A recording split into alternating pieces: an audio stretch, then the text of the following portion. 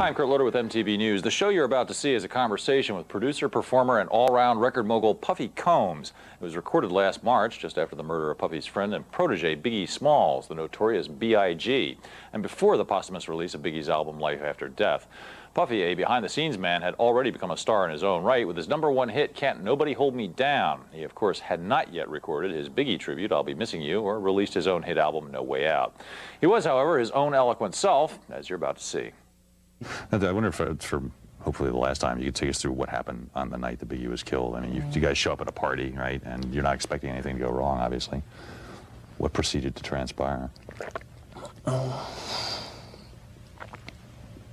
Okay, Biggie, myself, we decided to go out to LA because we shot the video out there. It was just better production value out in Los Angeles, the place where they make movies and everything. So we decided to go out there and shoot the video. And while he was out there, he wanted to also do as much damage control as he could do as far as what was done to himself and his career, as far as him so-called being involved in this East Coast, West Coast rivalry. So he wanted to go out there and make sure that the fans heard him say it. So he was doing radio interviews and press interviews, and also he was doing rehearsal for spring break and shooting his video. And that's all he was doing. And he decided, and also Soul Train Music Awards being presented there with myself. And we decided to go out to the party because we felt it was a private party. It wasn't like we were trying to be out and being seen all over the place. We were trying to go out and go there because it was a private party. So the night of the party, we went there and we basically sat at a table all night. And a lot of people were coming and giving us positive greetings. And everybody at the party was just having a good time and dancing. And we were sitting there just talking all night and just listening to everybody else's music and listening to our own records and feeling a sense of proudness hearing a record and just seeing all the people dance to your music, because that's why we got into this. And so as time progressed, the party had got too crowded and the fire marshals had shut the party down. And so Biggie had a broken leg at the time, so it took us a while to get out. So we finally walked out because he was just walking with a cane. Yeah. And we got out, so we stood outside for like 5 minutes, and we just talked for a little bit, just about regular things that we talk about, nothing really with Billy. He talked about his album a little bit and just talked to me. We were just talking about things that two guys talk about, you know what I'm saying? About the party girls, whatever. And then we got into the cars. We just said it's time to leave. And my car was in front, Biggie was in the middle, and then another security vehicle was behind, which had the off-duty officers in. And we left out of the driveway of the parking lot, and we made a right. And as we made the right, we were just driving, and the vehicles were one behind each other. And I was looking straight ahead, basically, and I just heard shots ring out. And when the shots rang out, I had immediately did the human reaction. I had just ducked down, and everybody in the car ducked down. And then our car was still, you know, had like sped off, and then I heard somebody say Biggie's car had got shot at. And so, like, while my car was moving, I had just opened the door, and the driver, he stopped, and I had jumped out, and I had ran to the car, and I had immediately did that because I knew his leg was broke, so I know there's no way he could have made it out of the car. And then when I went there to the car, I opened up the door, and he was hunched over, and I was trying to talk to him and trying to move him over, and I was trying to tell somebody to call 911, but I was like, by the time they get here, I didn't know what was going on because he wasn't talking back to me, so I just told one of the drivers of security to just jump in the car, just take me to the nearest hospital, please. And we were rushing to the hospital, and there were other cars that were with us and other people that were just following us. And as we got there, everybody helped him out of the car, and I was just, as we were driving, I was talking to him, but I wasn't hearing anything. He wasn't saying anything. And I was just getting scared, you know, because I was just like, I didn't know, like, I was like, why isn't he talking to me? And I was just getting scared, but I just started praying over him and praying and just trying to tell him just to stay in there. And then when we got to the hospital, everybody had jumped out the cars and helped to pick him up and got him on a stretcher. And the surgeons, they had immediately rushed him back into the emergency room.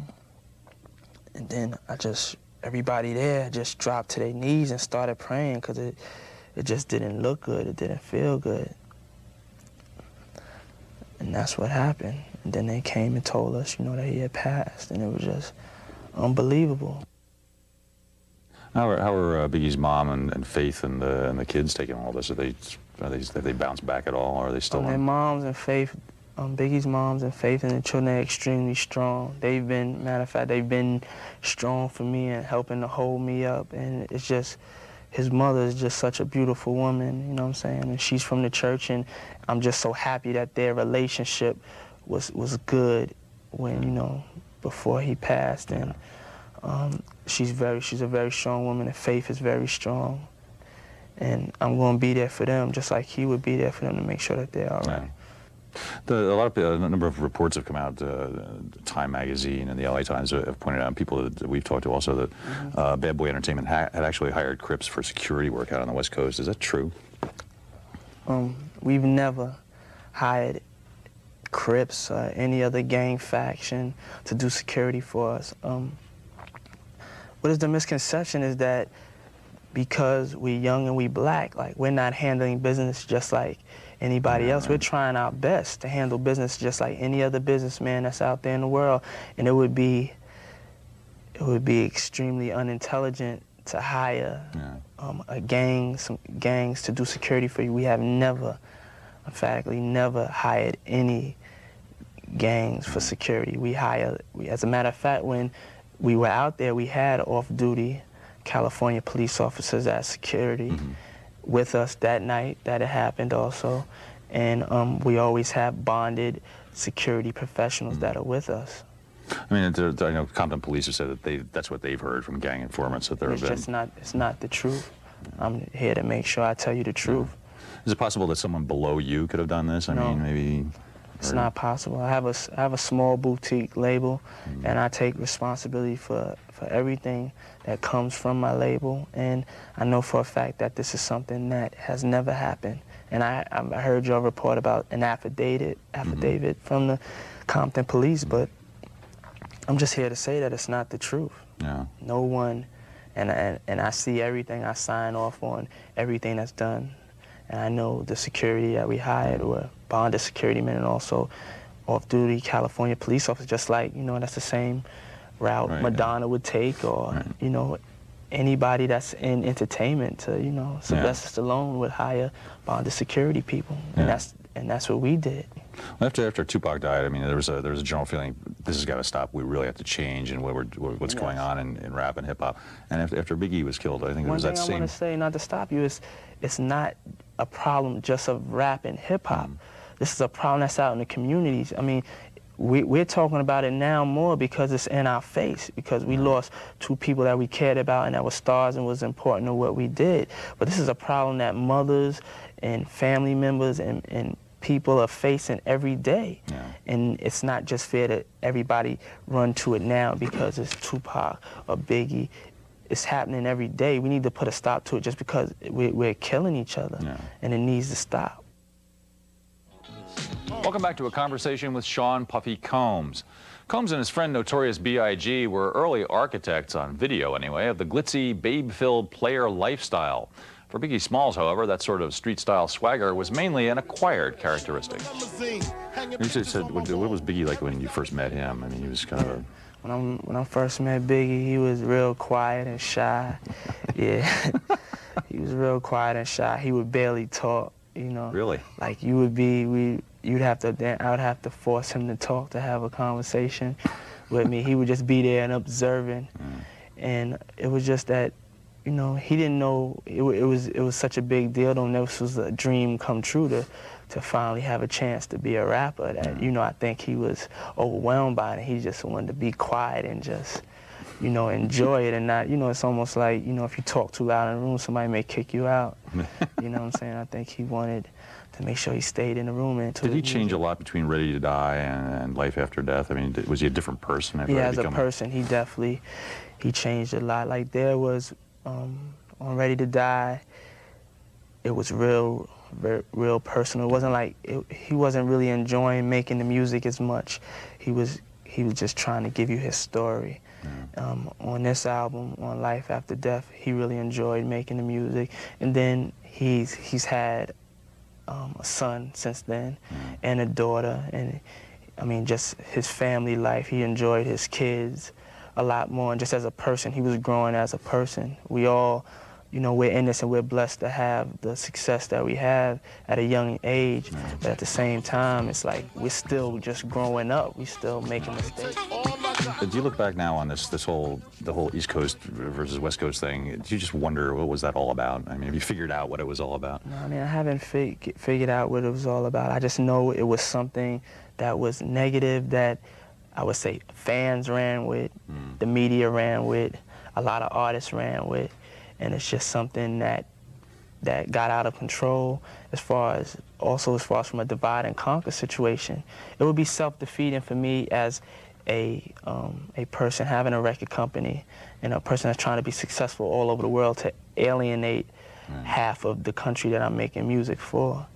You know, it just wouldn't, it would be unintelligent. And then the whole time we were going through it, we were so embarrassed. What did you feel when Tupac put out the Hit 'Em Up single and just took Biggie apart? I mean, Biggie must have been destroyed by that, was he not? No, I mean, he was hurt not because of the words, because he was just like, he didn't really understand why this man had so much hatred for him, you know what I'm saying? Biggie, knowing myself, had nothing to do whatsoever of Tupac being robbed or shot in New York City at the studio. As you point out, Tupac saw the people that shot him, so... Had no knowledge of him going to be robbed, and that's just a fact. Anything else is a fantasy.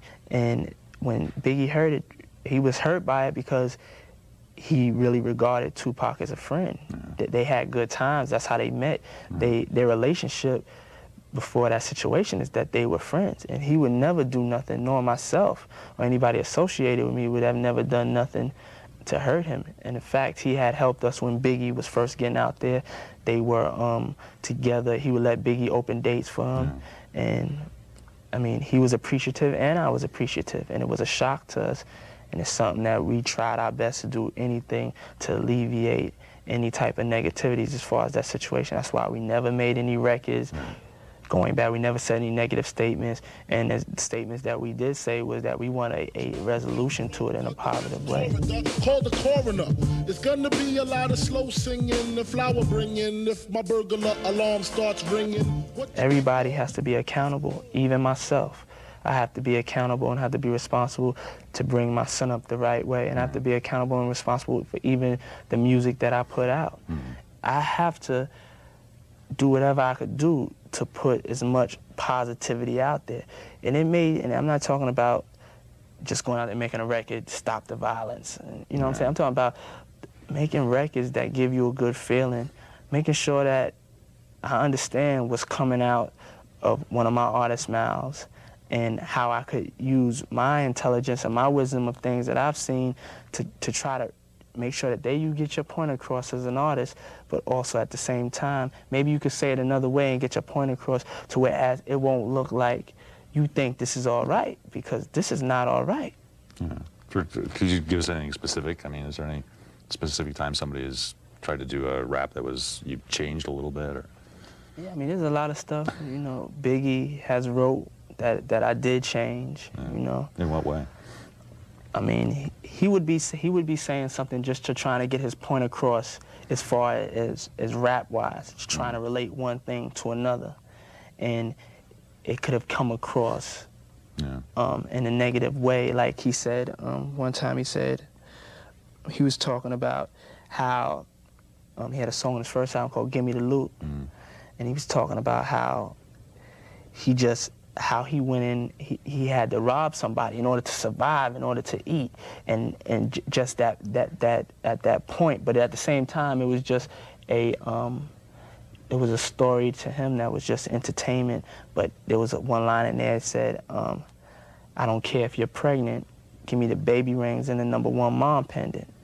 And I was like, you gotta say that a different way. That's just, you know what I'm saying? Yeah, right. Like, you have to care if somebody's pregnant, and you know, I try my best to do that as much, but even I have to be accountable that maybe also I should have done it more.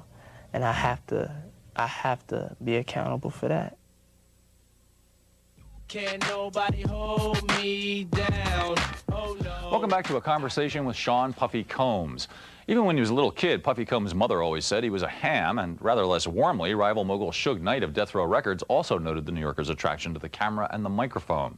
So it shouldn't surprise anyone that Combs has now taken the recording plunge himself and scored a #1 single with his debut effort, Can't Nobody Hold Me Down. I always wanted to just be the best in entertainment that I could be. Yeah. One reason why I like being a performer was because I got the chance to do it and experiment with it with my artists. Yeah. Just out of being young. I jumped on the stage with Biggie just out of being young and not wanting to be left out of the mix, you know what I'm saying, even though I was the CEO of the company. And when I saw how much joy it brought over people, that's what I liked. I liked seeing everybody rocking and everybody like just, you know, it's just like my motivation never came, and Biggie's never came just from the money or from the hit records. It came more, that was a part of it, but it came more from just there was times when we would be like, you know, in a limousine going somewhere, and we would look over to the right and there would be some kids in a car and they wouldn't know that we would see them. And you just see them bopping their heads real hard to our music. And that's why we got into it. It was as simple as that, and that's what made us feel good, because they didn't know we was there watching, and they was just enjoying something that we did, something that we produced, something that we were a part of. You get into it to like bring people joy. It's never supposed to be like this. It's like a jungle sometimes. It makes me wonder how I keep from going under. Why you wanna take us under? Did you have any second thoughts? I wondered about using that sample from The Message on your single. That's sort of a, you know, it's sort of a very important song in hip-hop. Yeah. I mean, you just kind of... I didn't have any second thoughts, because the message I was trying to put on top of the message that was out there, I think was going right on the same path. Yeah. The song Can't Nobody Hold Me Down was like, you can make it no matter what obstacles you have that you're faced with, you can make it. And I felt like that was something that also kids needed to hear, just like they heard Players Anthem by Biggie Smalls, or they heard Juicy, or heard a lot of the stuff that other stuff that I've done, even the stuff with 112 and stuff. I thought that was important also. Yeah. I mean, Flash or any of the guys called you up and said, you know, way to go, or anything like that? Or? Yeah, I speak to Flash all the time. Yeah. Flash loved it, you know. Flash loved it, and I mean, he was proud of it. Yeah. And I mean, I thank him and people just, you know, I mean, I know the forefathers of hip-hop, when they started this, they started this for a way for us to do better, you know. And they were proud of us that we were doing good. Yeah.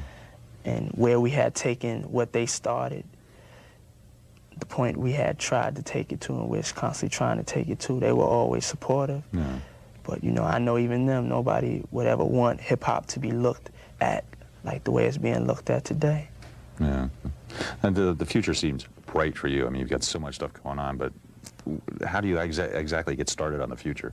Like, when you leave here today, can you just go back and start the business, or do you just want to think a little bit?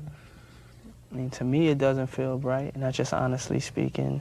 It just, as you were saying before, just trying to make sense out of it. You know what I'm saying? You can't get to no brightness until, like, it's just so hard trying to make sense out of, you know, why he's not here, and knowing what his intentions were, knowing what people that, you know, try to make your intentions are to just make people bob their heads and throw their hands in the air and wave them like they just don't care.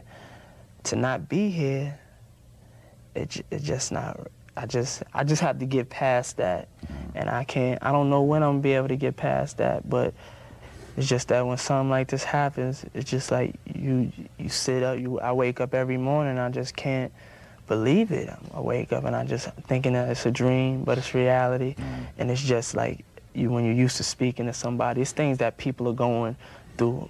There's millions of people all over the world right now that are going through the things that I'm going through. It's like you wake up and you're used to that person calling, and they're not calling, used to laughing with that person, used to the good times, and they're not there, so it's hard to even think about anything else. You know, it's just like a state where I'm stuck.